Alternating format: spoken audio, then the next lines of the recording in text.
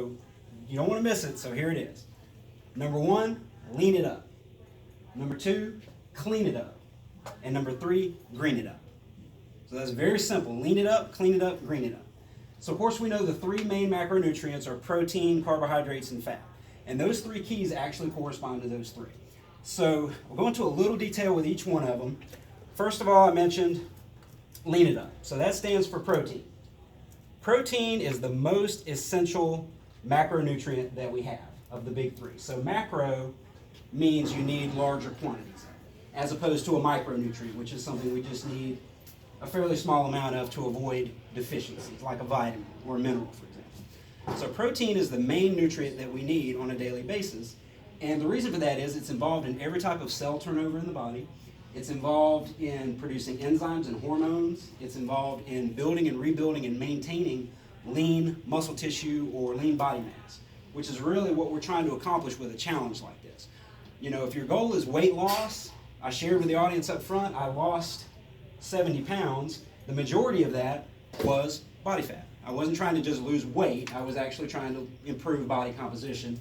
And most people would enter a challenge like this, that's probably your goal. You want to improve, build, or maintain lean muscle tissue while losing excess body fat.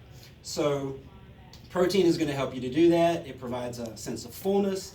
There's actually a concept in science which is known as protein leveraging theory. And the idea behind that is we actually consume food in an effort to meet our protein requirement first.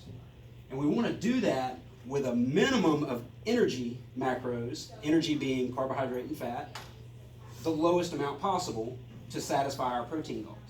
So what we're looking for is higher amounts of protein and lower, not non-existent amounts of carbohydrate and fat. I'm going to get to those two in a minute, but prioritizing protein in the diet. Now, if you choose to follow a vegetarian or vegan diet for whatever reason, you can meet your protein requirements strictly through vegetable or plant products, by combining certain enzymes. It's a little trickier than doing it with animal proteins, but it can be done. The best source of protein, though, is going to be from animal products. So that would be meat, including fish, chicken, eggs, dairy, etc. So there's an idea out there that certain foods are a good source of protein when they actually may not be. So I'll give you an example, like nuts, for instance. Nuts are primarily fat. The majority of the calories come from fat, which is okay. We need some fat in our diet.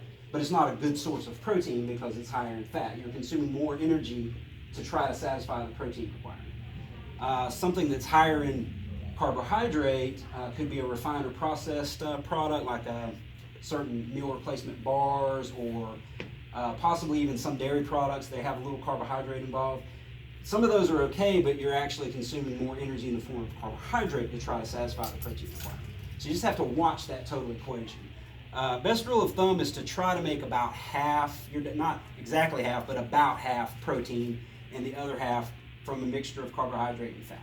So I don't want to overcomplicate things again. Like I said, I'm trying to stick to the basics and the simplicity. You can turn it. Thank you.